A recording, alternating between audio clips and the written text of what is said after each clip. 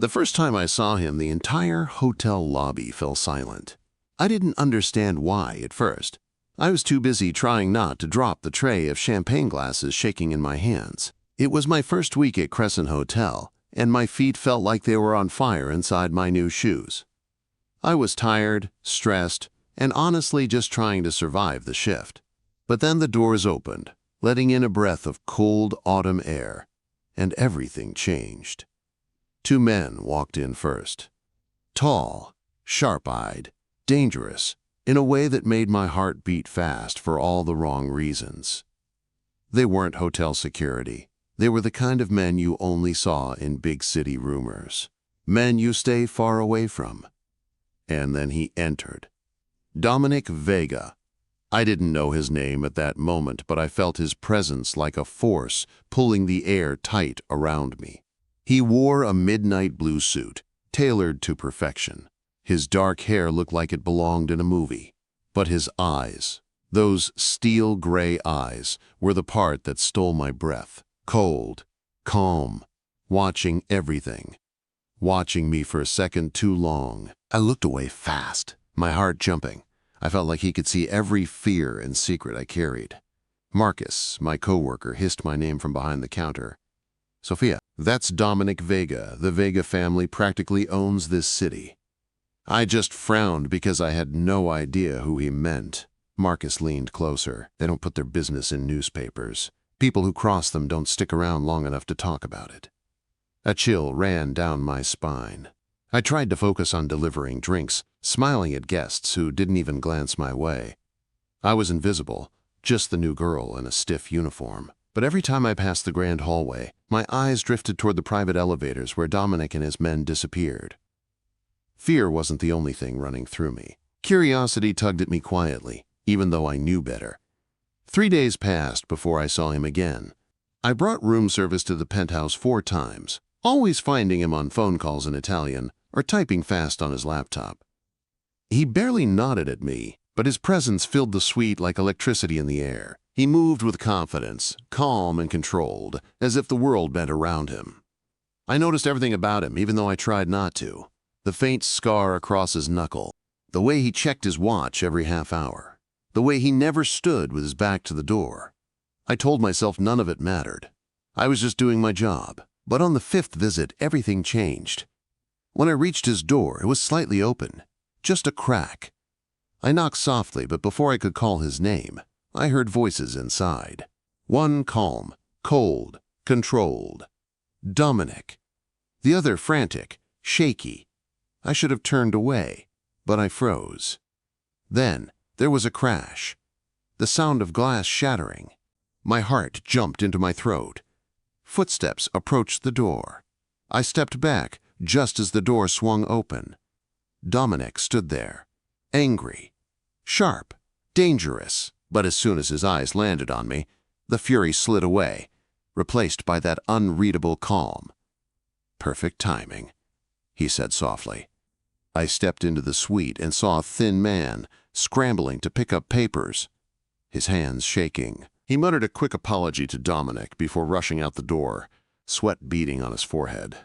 The door shut behind him, and I realized I was alone with Dominic. "You're new," he said. "Yes, I started this week."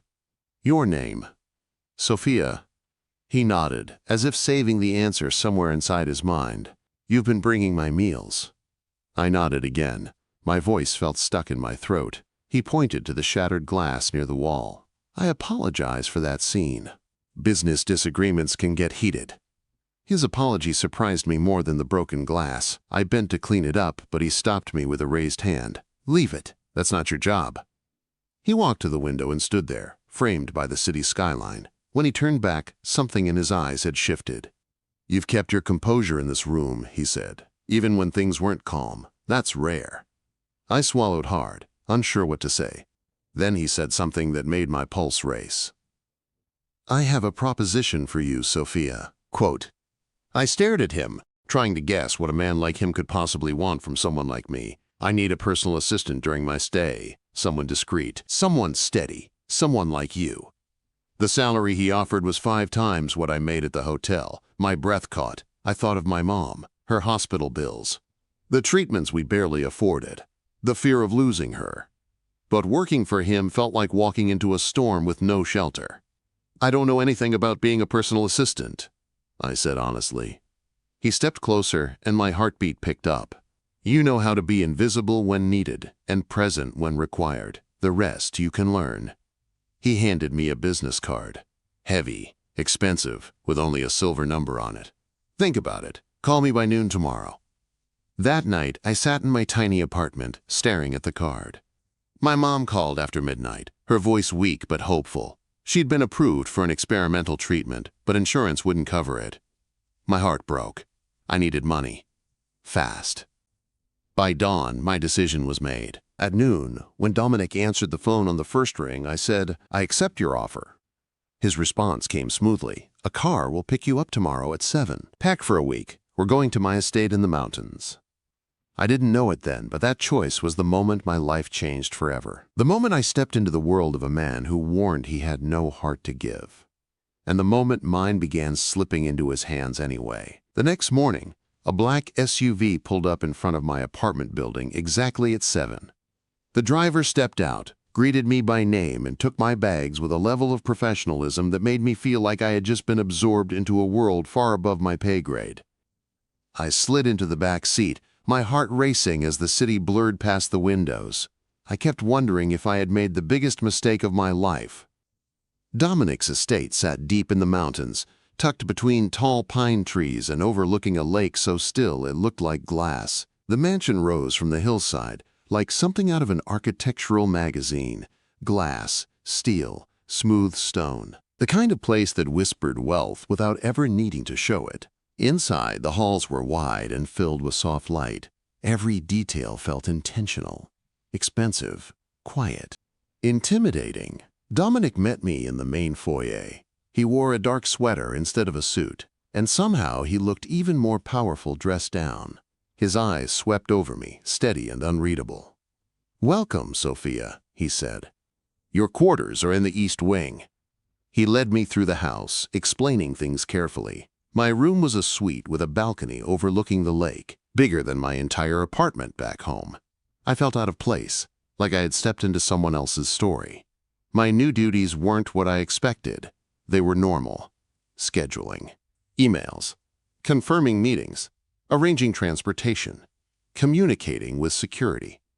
I kept waiting for something illegal or suspicious, but nothing came. Not a single thing. It confused me. Everyone in the city feared his family. But here, the most dangerous thing I handled was his calendar. Still, being near Dominic made something in me stay alert. A sharp awareness I didn't want to admit. Whenever I entered his office to bring coffee or papers, he barely looked up, yet I felt his focus like a silent force in the room. Calm, controlled, watching everything. Sometimes our fingers brushed during a handoff and something warm rushed through me, but he never reacted. His face stayed calm, his eyes steady. I tried to ignore how often I found myself thinking about him. One night, I worked late organizing documents in his study. The room was dim, except for the fireplace glowing softly. I didn't realize he was there until I saw him standing in front of the fire holding a framed photograph. I froze, unsure if I should leave. He didn't turn around when he spoke. "Do you know what it's like to have a path forced on you?" His voice was quiet. "A legacy you never asked for but can never escape." The weight in his tone pulled me closer before I even realized I'd stepped forward.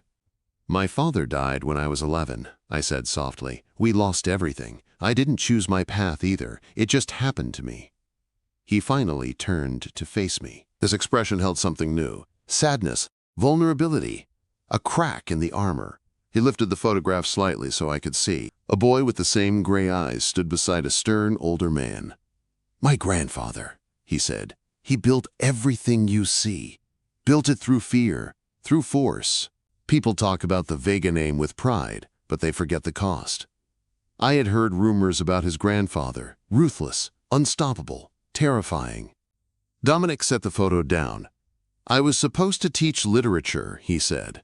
"I had acceptance letters ready. Then my father died, and the business demanded attention." The pain buried beneath his calm voice made my chest tighten. He wasn't cold, He wasn't heartless, he was trapped. After that night, something changed between us. He still kept himself distant, but sometimes he asked my opinion on the books he read. Sometimes he shared a memory from before his life became a battlefield of power and fear. Those moments felt fragile, private, like glimpsing light through cracks in a stone wall. But the calm didn't last.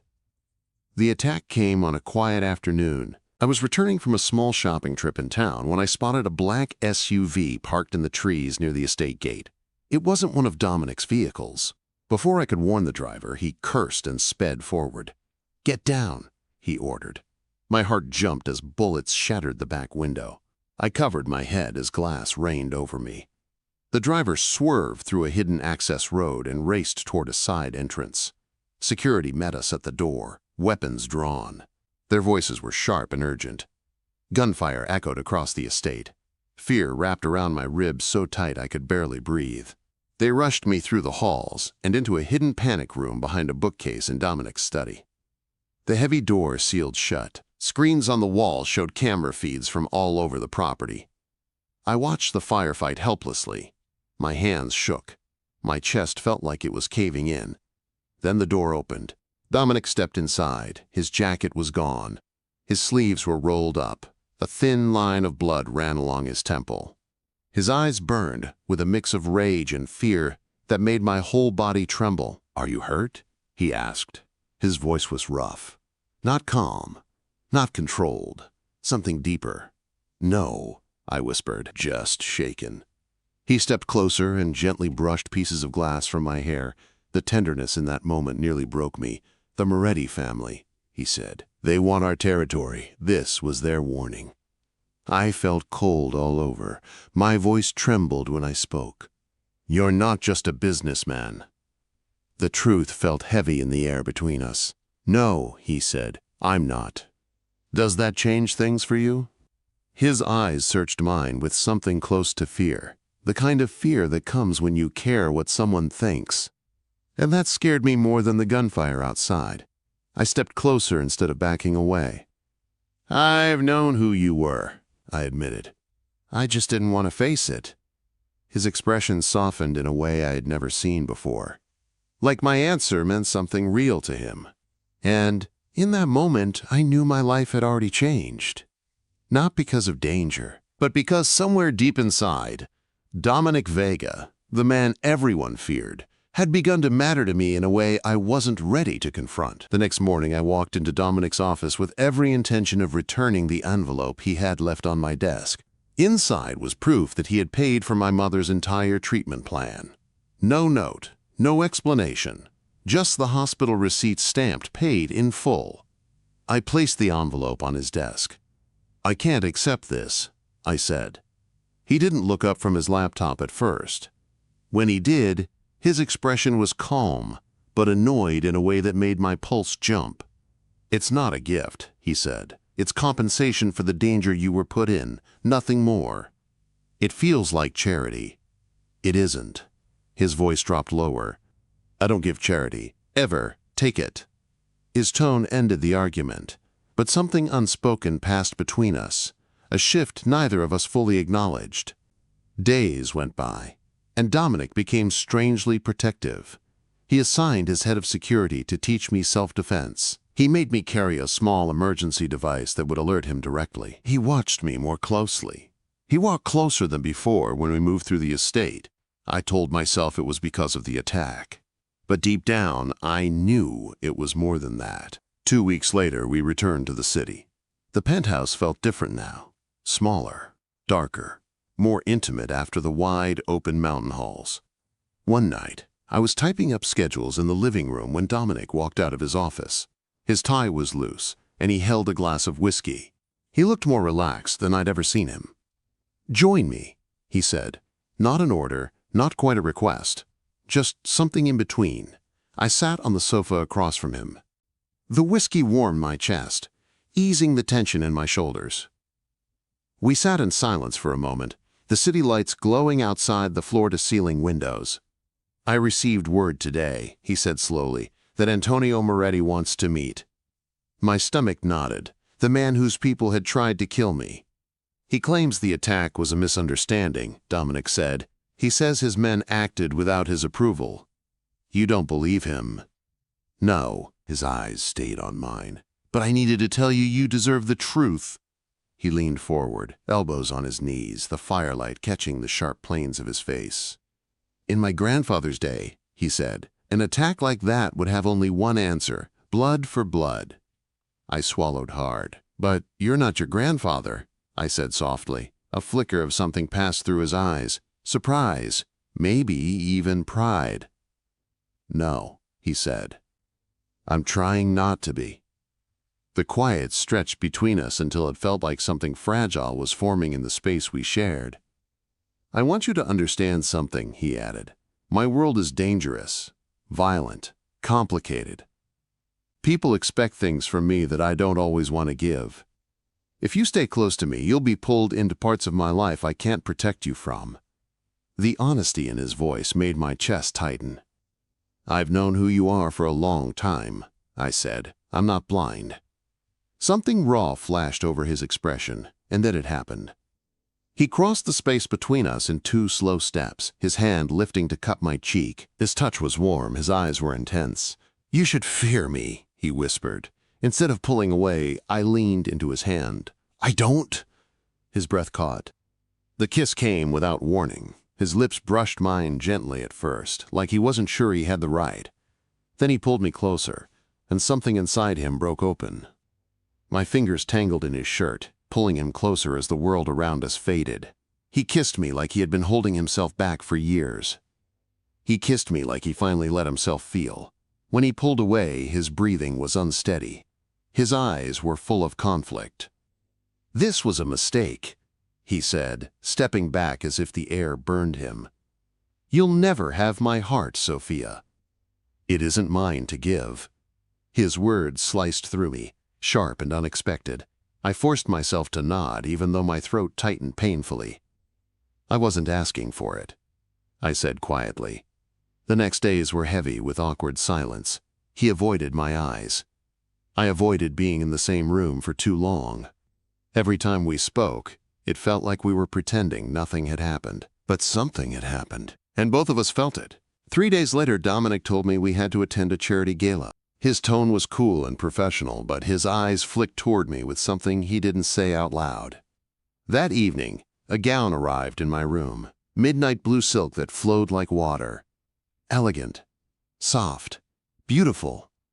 I slipped it on with shaky hands, fastened my grandmother's silver pendant, and tried to steady my breathing. Nothing could have prepared me for the way Dominic looked at me when I walked into the foyer. His eyes swept over me slowly, deliberately. A quiet breath left his chest, almost like a confession. You look beautiful, he said softly. My heart stumbled.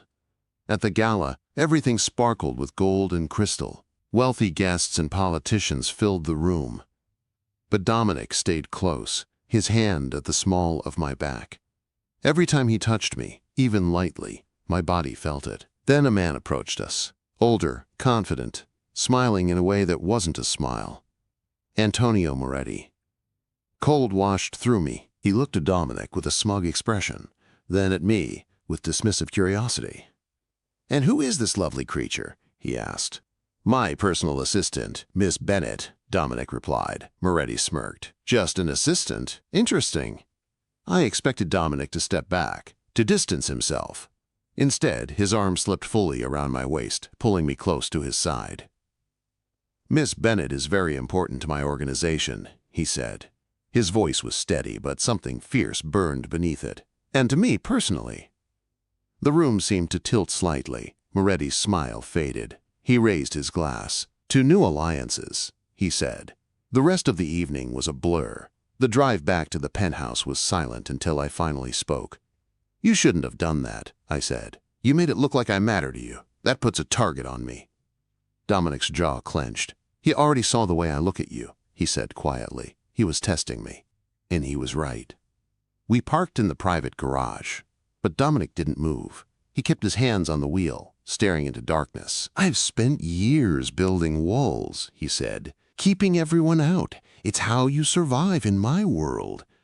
Rain hit the roof softly, surrounding us in a cocoon of sound. "And then you," he said, "you walked into that lobby and everything shifted." I swallowed, unable to breathe. "You said I'd never have your heart," I whispered. He turned toward me, his eyes full of something I had never seen in him before. "I was lying," he said. "To you and to myself." He reached for my hand, his thumb brushing my skin in slow circles. And in that moment, I knew his walls were starting to crumble. For a long moment, Dominic and I just sat there in the darkened car, the soft rhythm of rain filling the silence between us. His hand held mine like he wasn't sure how to let go, and his eyes searched my face with a tenderness he had never allowed himself to show. "I don't know how to do this," he said quietly. "I've never let anyone close enough to matter."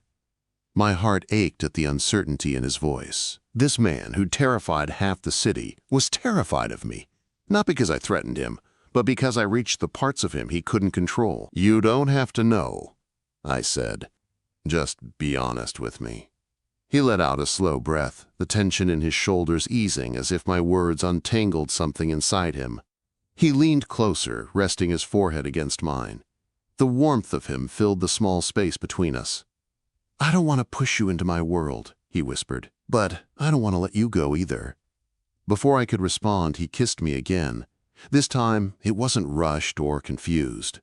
It wasn't a mistake he was trying to take back. It was a promise, soft at first, then deeper as he pulled me toward him.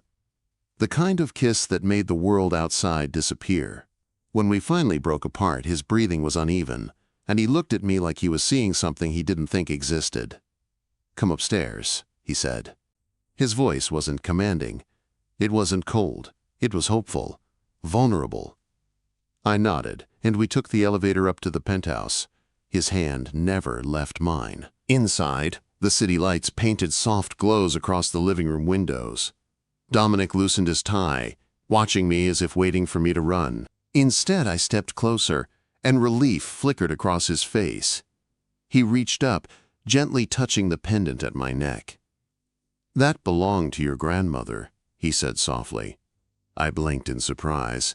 "How do you know that?" "You wore it the night you accepted this job," he said. "You touched it when you were nervous." My chest tightened. He noticed me, more than I realized. He brushed a strand of hair behind my ear. "I see more than people think I do." His fingers lingered near my jaw, warm and steady. "I see you, Sophia."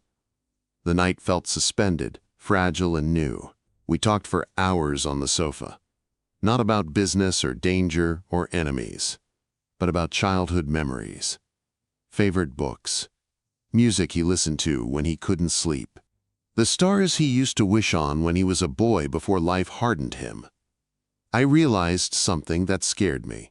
I was falling for him. And he was falling too, even if he didn't know how to say it. Just after midnight, his phone buzzed. His expression shifted as he read the message. The softness in his eyes faded into something darker, more familiar. "It's Moretti," he said. "He agreed to a meeting tomorrow night." Fear curled in my stomach. "Is it safe?" "No," Dominic said simply, "but it's necessary." He paused, then reached for my hand again. "I don't want you there," he said. "I need you far away from anything that could go wrong."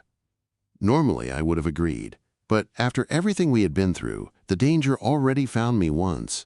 Avoiding it didn't guarantee safety. "I trust you," I said. "Whatever happens tomorrow, I'm with you." Something fierce and protective flashed in his eyes.